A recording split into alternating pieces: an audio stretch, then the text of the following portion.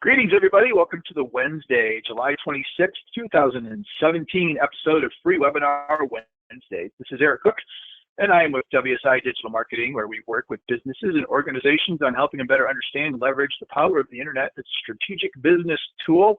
You can learn more about me and all the fun stuff we get to do here at WSI online at poweredbywsi.com. My good friend and Free Webinar Wednesday partner, Mr. Jeff Simpkins, may be joining us. We had a little bit of scheduling confusion, and I think he's going to dial in. So he might show up a little bit tardy, and when he does, we'll have him officially greet everybody and say hello. But in the off chance that he's not able to join us, you can learn more about Jeff and his business, Community Bank Consulting, Inc., online at communitybankconsulting.com. Today's show and all shows that we have here at Free Webinar Wednesdays are recorded and available at freewebinarwednesdays.com. So if you want to stop back and check out some of our past shows, you're welcome to do that. You can see some of the recent posts, and then we've also got some tags that you can use to sort down through and look for specific shows on specific topics. I don't know if I've ever really mentioned that before. And you can see we've had quite a few of them. So dig in and check some of those out. Today's show, what I wanted to do, and maybe you have some that you would like to share, and if you'd like to share, you can use the chat functionality for your GoToMeeting or GoToWebinar control panel, which is likely floating in the right-hand side of your screen. Just go ahead and type your comment in there. We can pull that up and take a look at it. But I just wanted to spend a little bit of time today talking over some of the tools that I like to use from a social digital perspective and how those kind of play a role in my daily life. And so I can see, based off of those that are attending live, looks like there's some familiar, or maybe a couple of familiar faces, but it looks like we've got quite a few new folks that may not have sat in a webinar in the past that talked about social tools and digital tools, plus there may be some new ones in here to kind of think about as well. And so, yeah, so let's go ahead and we'll just kind of get started. If you've got a tool that you use as part of your social media activities or anything that you do in your digital life that you would like to have us take a look at as well, just go ahead and toss it in there. I'll keep an eye on the chat box and we'll take a look at those. One of the tools that I use quite often is Evernote, and I'm not going to log into my own Evernote account just because I've got some stuff in there that I probably don't want out on a public webinar. But if you're not familiar with Evernote, very similar to OneNote from Microsoft. But the thing that I like about Evernote is it provides a platform for you to be able to take notes very quickly. You can share information. It's almost like a digital scrapbook, if you will. And it has a variety of different ways that you can interact with it. And so I have the Evernote program installed on my computer. So it first has a program that you can download, and you can type notes directly into that. So instead of using Word or any sort of a text editor, if you're taking notes at a conference or having a client meeting, you can actually create notebooks and notes in those notebooks to get you organized. You can even nest notebooks. So you can create a master notebook for maybe clients.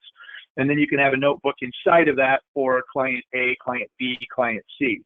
And then within those clients, you can have additional notebooks that allow you to talk about specific projects. So different sorts of topics that you're talking about, or maybe you've got a notebook for conferences, and then you can create a sub-note for maybe a digital marketing conference that you've gone to, or maybe your company's annual convention, something along those lines. And so it works very similar to any other sort of a text editor. You can add content to it. You can drag pictures. You can create audio snippets. So if you wanted to record something or make yourself maybe a spoken note, you don't have time to jot something down, but you can use the app on your phone, for example. It includes the ability to download either iPhone or Android-based apps. I'm sure it probably even has a Microsoft-based app So you can use that to record audio notes, and then those can then be saved directly into your notebooks, which is kind of cool. The thing that I use Evernote probably more so than anything else is you can see up here, I've got a little Evernote web clipper. And so using the Chrome browser, I've installed the Chrome extension for the Evernote clipper. And if I happen to be browsing around the web and I find an article or a news story or just a website that maybe I want to remember or be able to retrieve down the road, I do a lot of conferences and public speaking. So I'm always looking for information that's new and relevant that I can save. I can click on that little elephant head and I can save that to my Evernote. And then when I save items and click them, one of the other things that I haven't talked about that you can use is it gives you the ability to actually create a tag or multiple tags, just like a blog tag or a categorization. So when I create a clipped item, I can go ahead and say, well, this is relevant for presentation material. This is relevant for social media. This is relevant for banking, or maybe this is a how-to article or an instructional article. So I can mark all that up, and then I can hop back in. So when I get ready to do a presentation, I can go back into Evernote and I can say, okay, Evernote, show me all of the articles or the clips or the notes that I've taken that are related to search engine optimization or that are related to remarketing and digital advertising. And any of the items that I've clipped in my little digital scrapbook on Evernote will magically reappear and give me access to all of that information. So then moving forward, I can go back and I can visit that. I do pay, and they've got a free version that you can use that you can download. It won't cost you a penny. That has some limitations on synchronization and offline availability and a few other things. So I've actually pulled the trigger, and I've been a paying customer of Evernote now for at least 3 years. I think it's like $45 a year. But the convenience that it provides me, so for example, if I hop on an airplane and I'm flying someplace and I don't want to get on the in-flight Wi-Fi, but I want to get access to maybe some of my notes, I can set Evernote to synchronize with a tablet or my phone, and I can hop in and I can actually take a look at those notes and get access to all those articles.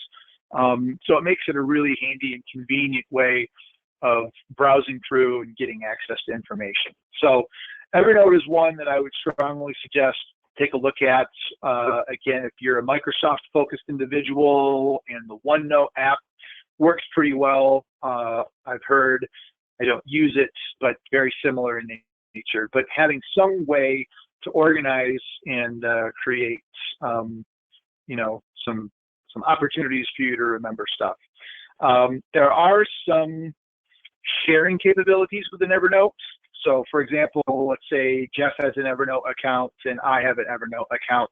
We can create a shared workbook, and then all I need to know is what his email address is for his Evernote account, and we can share those workbooks together, and that gives us some collaboration.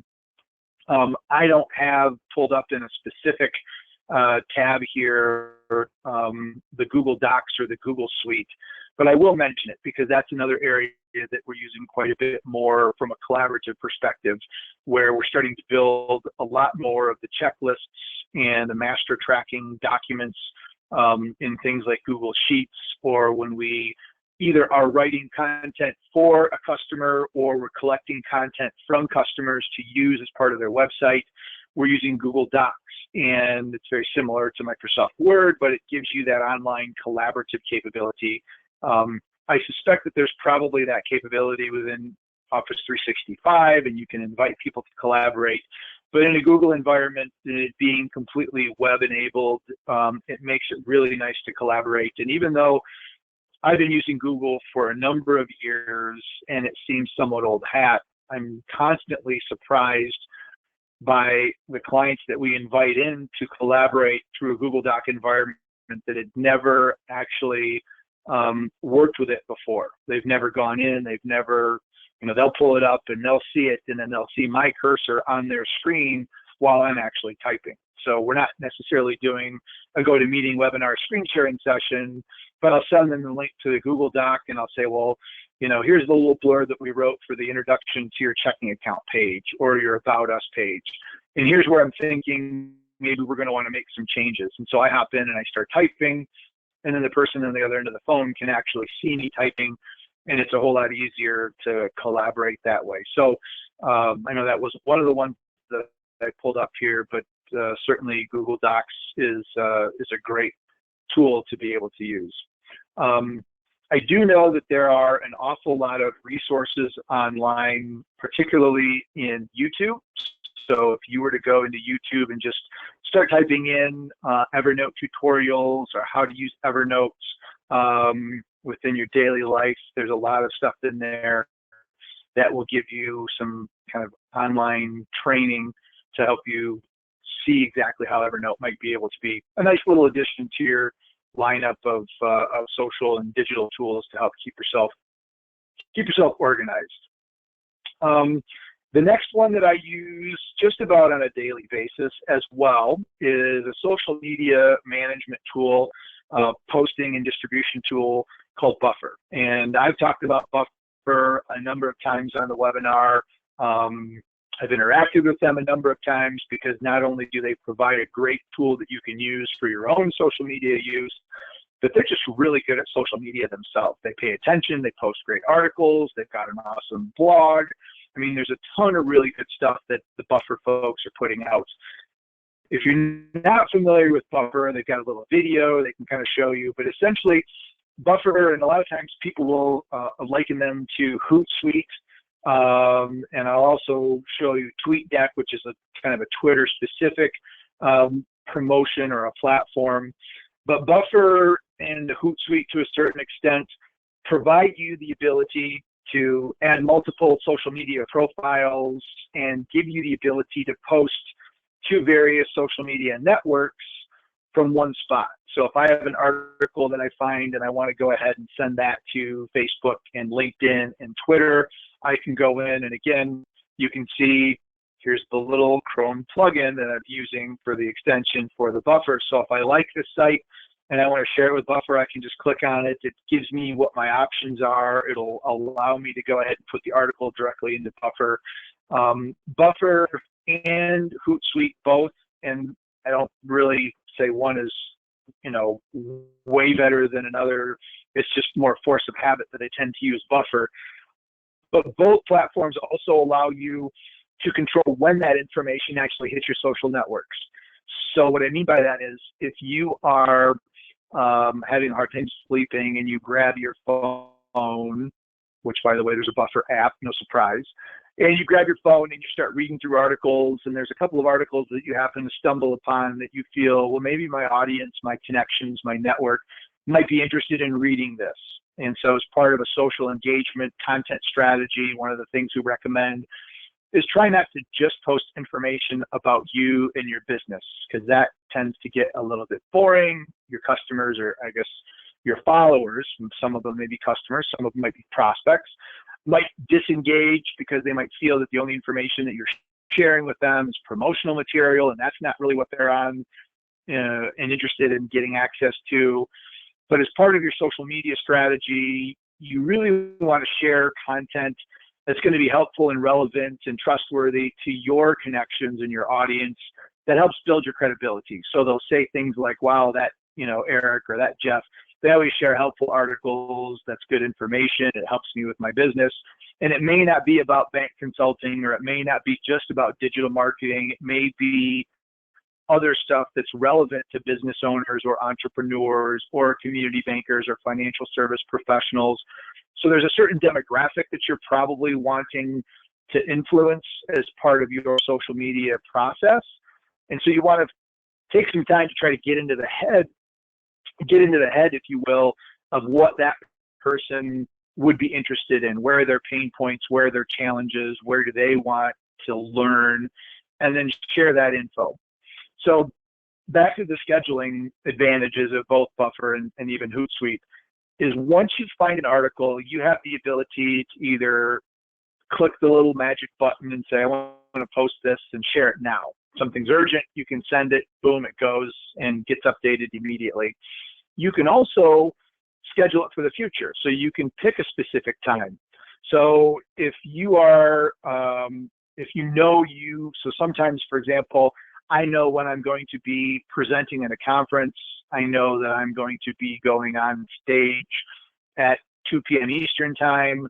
And if I want to have something go out at, 1:45 that says getting ready to take the stage at, and promote the event or the organizer's Twitter, I can go ahead and I can schedule it so I can pick a specific time and say, on this date at this time, I want this post to go out, and it hits Facebook and Twitter and LinkedIn, any of the networks that Buffer supports. It allows me to send that through.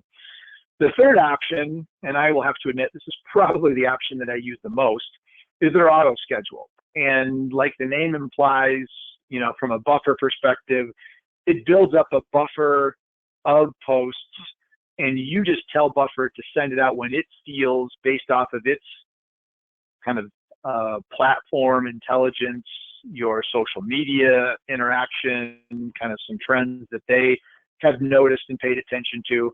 You can go ahead and just say, just add it to my buffer. And what'll happen is, if it's 2 in the morning and I can't sleep and I grab my phone or my tablet and I'm reading some articles and I find one and I say, this would be really interested, I don't really care what time it goes out, as long as it doesn't go out at like 2:30 in the morning, because I know very few of the people that I want to be able to see that or influence are not going to be on at the same time I am. So I can hit Buffer, and what happens then is Buffer goes in and it says, okay, I'm going to post this article to Facebook at 8:30 in the morning. I'm going to post it to Twitter at maybe 9:15. I'm going to send it to your LinkedIn account at maybe 9:25. So it grabs some dates based off of its network intelligence of when it feels might be the most appropriate times for those posts to go. And then it just does it, kind of like the Ron Popeil, the infomercials, set it and forget it, only you're not roasting chicken with a wave conduction, whatever his oven is called, is you're posting information directly into your social media profiles. And so as you find relevant articles, you can go through and, literally within probably 15 or so minutes, if you've got a good stream of article content that you can choose from, you can use a service like Buffer or Hootsuite to be able to fill up your content stream and create the next 4 or 5 days worth of social media posts in order to get that information out there. And you still have the ability to post directly if something happens during the week that you miss or that comes up. So it depends on how far out in advance you want to post or schedule things, because social media does have a certain air of recency to it. So you want to be careful not to, you don't want to get into the Buffer and schedule your next 2 weeks worth of posts and then just sit back and not do anything for 2 weeks. Because at about a week and a half into it, there may be some things going on in the world that you would like to, or you should also be adding to your social stream and to be communicating to your followers or your fans or, your connections. But once that information goes out, you can then sit back, and one of the things that we like to say, and oftentimes, and everybody's pretty familiar with this saying, even if you're not in banking or in real estate, but the question is, what are the 3 most important things in real estate? And most people know the answer to that is location, location, location. If you're going to buy something, making sure that it's in the right location is really important, because that's one of the things that you can't change once you've bought that property. Well, in the world of digital, when you say what are the 3 most important things from a social or an engagement perspective, it's content, content, content. It's making sure that you have the right type of content going out to the right audience. Again, it's not about advertising and promoting your business, but it's understanding who's on the other end of the receiving end of your content and what information they're going to want to know. So a lot of people will say content is king. Content, content, content. But the second part of that, and I've heard a couple people kind of phrase it differently, but it goes along the lines of, yeah, content is king, but engagement is queen, and she rules the kingdom.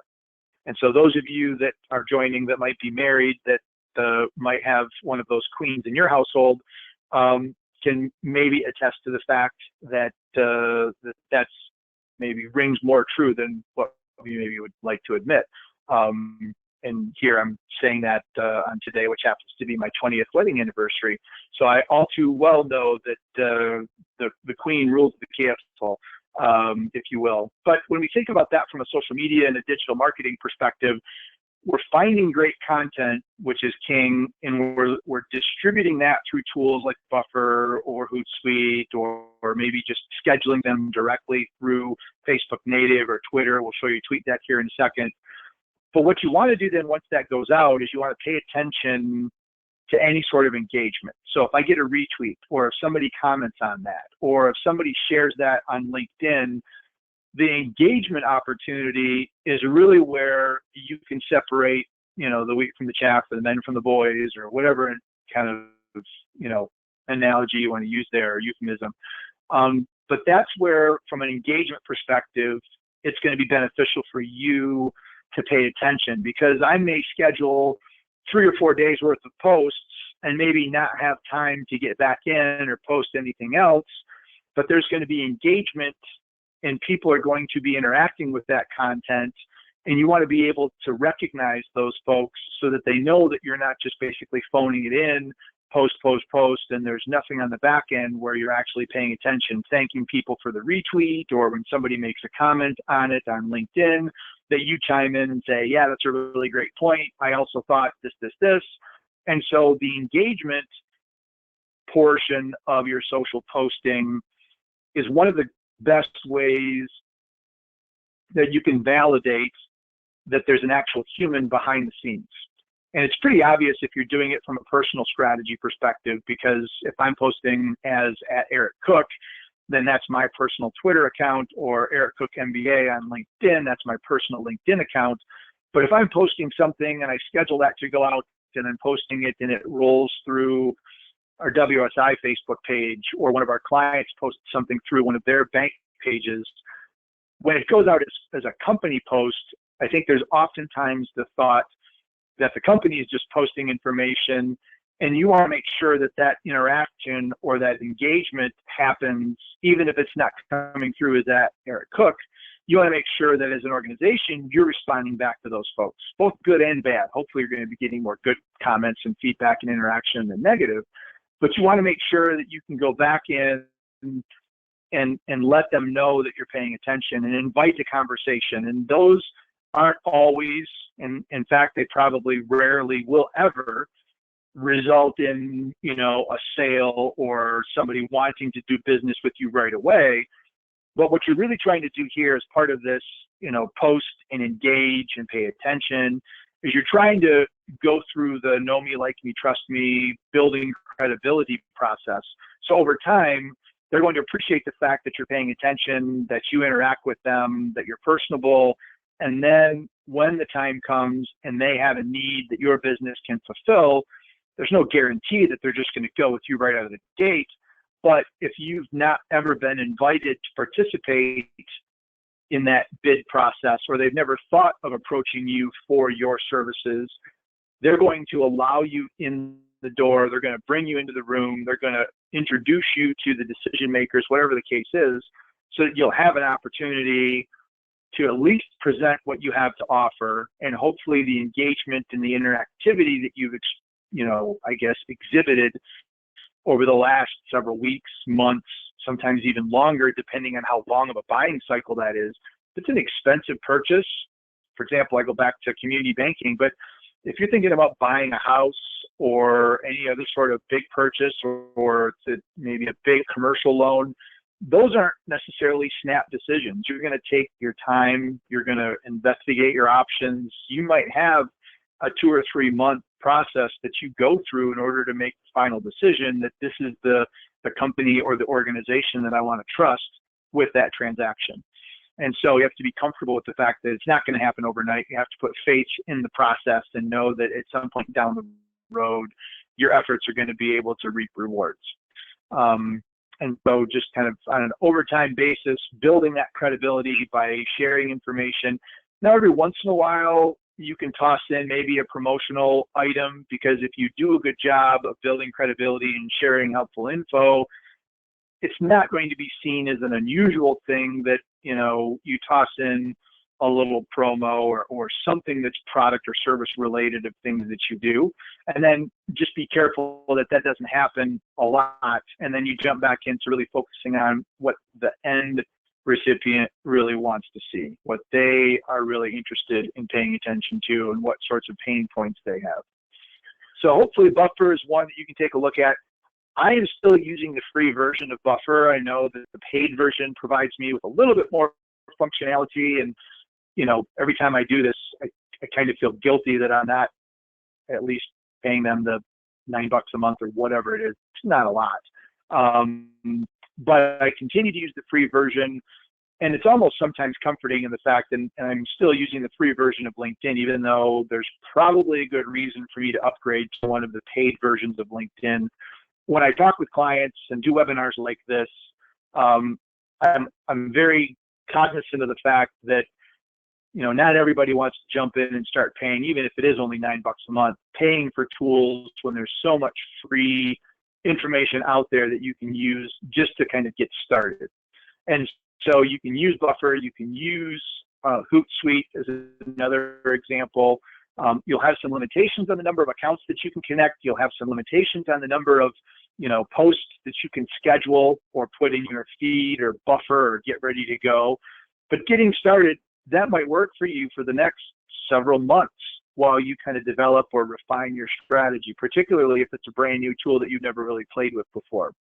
The last thing that a service like Buffer or Hootsuite provides is some metrics. And again, the paid versions are going to give you a little bit better metrics than the free versions.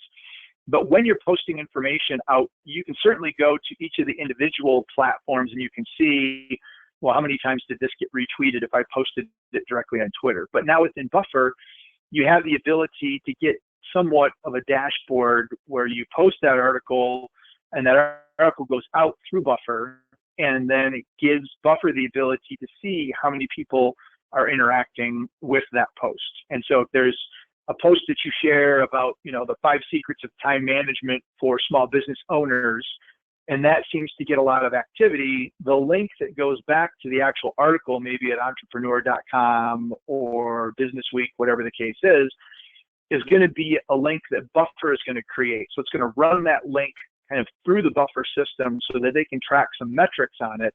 And then eventually the follower or the fan or your connection will get to the appropriate article. But now what happens is Buffer captures that, and it comes back and it can report how many times those links are getting clicked on.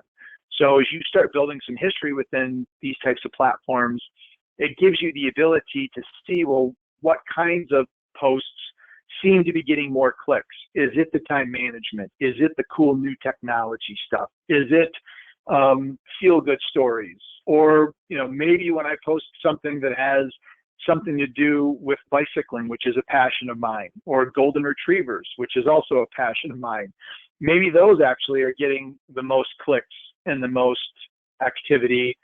And I need to focus in those areas because those are helping to build Eric Cook as a person, and you get to know a little bit more about me as an individual and kind of enhance the relationship, so you get the feeling like you know a little bit more about me and what I like to do as opposed to business related information. So a few strategies there. I know I just dropped a ton of stuff on you. Hopefully, you know, if you weren't taking fast notes, you can always visit freewebinarwednesdays.com and check the replay of this and go back and forth a little bit. The item that I also wanted to talk about that's obviously more Twitter specific is TweetDeck. And TweetDeck used to be a standalone program, and if you get into Buffer, if you get into Hootsuite, it's going to look very similar to this, with the ability for it to, I guess, bring in posts from other networks. So you're going to see Facebook and LinkedIn. Some of them even are starting to actually support Instagram. But you can go through TweetDeck and you can see that this is actually just a subdomain of Twitter. So if you're on Twitter, you can activate TweetDeck and you can go ahead and you can, start using it. This gives you more of a dashboard approach of managing your Twitter feed. So instead of going to Twitter by itself, if you've got lists, if you've got specific things where, I want to follow and see, is anybody mentioning me on Twitter? So I've got my mentions listed here. So you can see 22 hours ago, somebody from TicketBox said, forget Netflix, TicketBox is taking over. Well, obviously TicketBox. So, I posted something that talked a little bit about Netflix and some of the success that they've been experiencing. Somebody's paying attention. Somebody recognized Netflix as a keyword. So if I wanted to interact and engage with the TicketBox folks, I could actually do that directly from here. And you can see I've got an actual buffer icon. So this is where you've got a little cross-platform interactivity going on. So TweetDeck recognizes that I've got Buffer installed. So if I wanted to take this, I could click the Buffer link and I could actually send that directly into Buffer, and I could push that out into Facebook or LinkedIn if I wanted to and take it completely out. I could quote it, I could retweet it, I could comment it, I could favorite, like it. So you can see there's other ways that you can interact. And as you kind of roll through, you can kind of get an idea of how you can use this platform to interact with Twitter. You can kind of create a brand new tweet right here if you wanted to. And so being able to use a dashboard, if you will, like a TweetDeck, might give you a little bit better way of managing your Twitter. Because I know a lot of times when I talk to people about Twitter, they get frustrated with the fact that when they go to Twitter, it seems like a fire hose and there's so much information that rolls through. It's really difficult for them to really make heads or tails of what's going on in Twitter. Now, one of the ways that you can work around that by using Twitter natively, let me go ahead and open up a new tab. And by the way, when I open a new tab in Chrome, you'll notice that I've got a little tool here called Zest. This is kind of a nice little content. We talk about what sort of information should we post. This has actually changed the settings of my new tab options within Chrome. So anytime I open up a new tab, Zest is actually curating information for me from its community on things that I have told it that I like. So this is very digital focused, so I can go through, and before I go in and I jump in and start doing something else, I can always open up a new tab, and this gives me a nice little reading area where I can find some cool stuff that might also be interested in sharing it with people. And you can see how many times it's actually been clicked on and interacted with. So there's a lot of really neat things there. But anyway, let's go to Twitter. And I'm going to just go natively to Twitter. The function that I'm talking about in Twitter that will help you sort things down is a function called lists. And so, for example, if I take Emily here, she's a banker that I met. We follow each other. She always has some really great posts, and she works for a community bank. If I want to go here, I can see I can unfollow or follow her directly here. But if I pull her up, I can pull up her account, and I can go over and I can click on the little drop-down links here, and I can add or remove her from a list. And a list just simply provides me with the ability to categorize people into similar themes. So I can see Emily is part of the banking industry list. If I wanted to put her, maybe I met her in Madison, Wisconsin at the Graduate School of Banking, I could go in and I could, assign her to the Madison, Wisconsin Twitter list.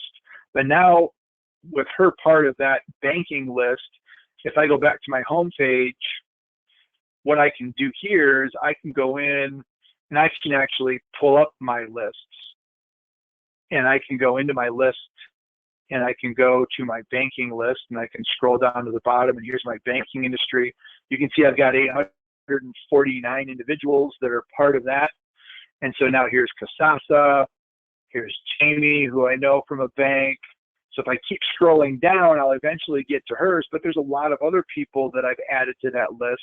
So if I want to hop onto Twitter and I just want to get updated on some cool banking information, I can jump into my banking list and that immediately comes to me. Very similar to my strategy and how I kind of use these together is I might find this might be a really great article. I might click on it. I might go to the article. I might say, yeah, that's something that I want to keep for future reference, so that I can clip it into Evernote So now it's in an Evernote notebook. And then when I get ready to develop a presentation, I can hop back in to my Evernote, which got me information based off of a Twitter list for a business or an individual that I put in that was related to banking.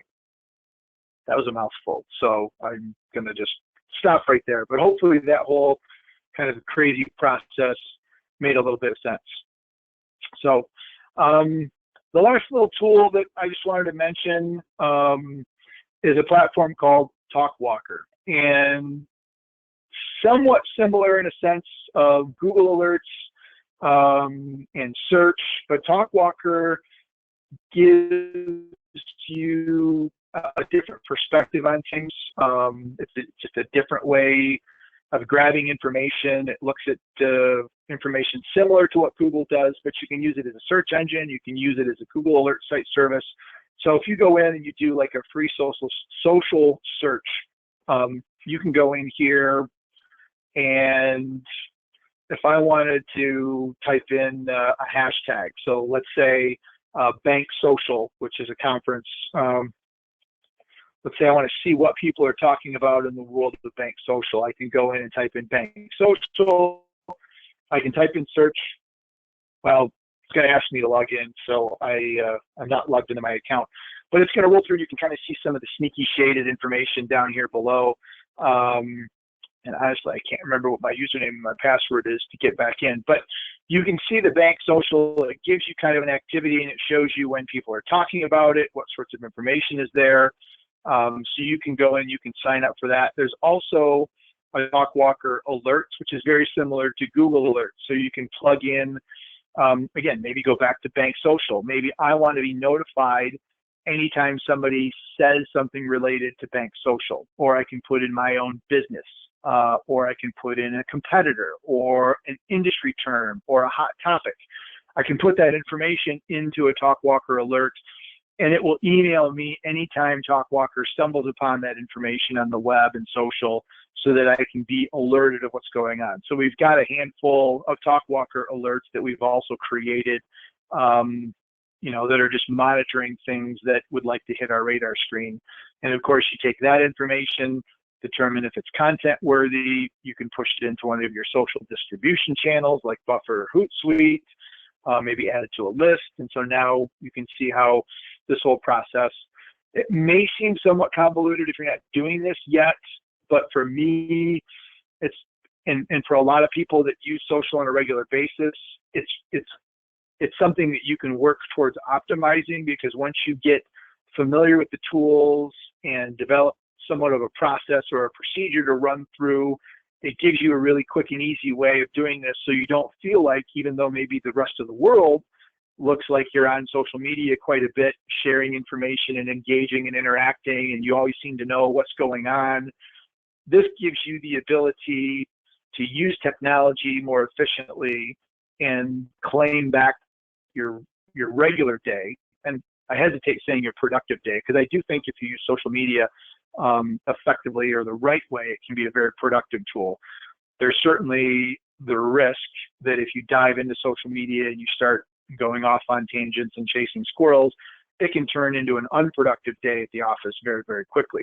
But if you remain focused and have a strategy around it, social media, I think, can be a very productive way of getting information, sharing content, building trust and credibility, and using it as an engagement platform for those that are interested in learning more about you, about your business, about what you do. So that kind of, I guess, ends the stuff that I wanted to talk about today. I just figured I would share a handful of the helpful tools that I use on a regular basis and some of the ways that I'm using them. So again, just a little recap. We started with the Evernote tool. So check that out. Sign up for a free account, maybe install the plugin, do some snips and see what you think. Big fan of Buffer and also Hootsuite. TweetDeck, a great way if you're looking at just diving in specifically to Twitter as a tool. I didn't mention this when we were on the TweetDeck conversation, but one of the things that we also recommend, if an organization or an individual really isn't ready to start posting on Twitter and they don't know what they want to say, Twitter and all social networking platforms are a great way of listening and building a listening strategy. So identify who your top clients are, who your top prospects are, and just make sure that you're paying attention to them so that you can go and figure out what they're saying, what they're talking about, who's interacting with them, and you will find out very quickly if you're following one of your better customers and you see your competition retweeting or commenting or sharing and you're not doing it. You have to say to yourself, at what point will my competition start wondering why I, as their current provider of services, am not doing the same thing? It's almost like letting somebody else take your girlfriend to the prom. You really don't want that to happen. So you want to make sure that you're paying attention. And the listening strategy around social media just in general, I think gets not enough importance paid to it or attention paid to it. So developing a good listening strategy, particularly as it relates to your individual customers and making sure that you're paying attention to them, is probably a great way to start if you're still someone on the fence about how to use social media as an effective tool. Just pay attention and recognize the folks that you really, really care about. So, and then lastly, wrapped it up with talkwalker.com. So create an account, and that will give you an opportunity to go through and you can give some of these free tools a try, see what you think. So just doing a quick little check in the chat box area to see if there are any other comments or questions from the audience. If there's anything that somebody is using that they would like to share, or if you've got a question, or if there's another platform that you've heard of in the past, but you're not exactly sure what it does, I'll give it another couple minutes. So if you'd like to type that in, otherwise we will start the wind down process. Cue the Jeopardy music. Yep. So it looks like we're good for today. So those of you that joined live, thank you for joining us and being part of today's Free Webinar Wednesdays. We'll get the recording up at freewebinarwednesdays.com here very shortly, and we look forward to having you join us for future episodes here at freewebinarwednesdays.com. Until then, have a great week, everybody, and thanks for joining us. Bye-bye.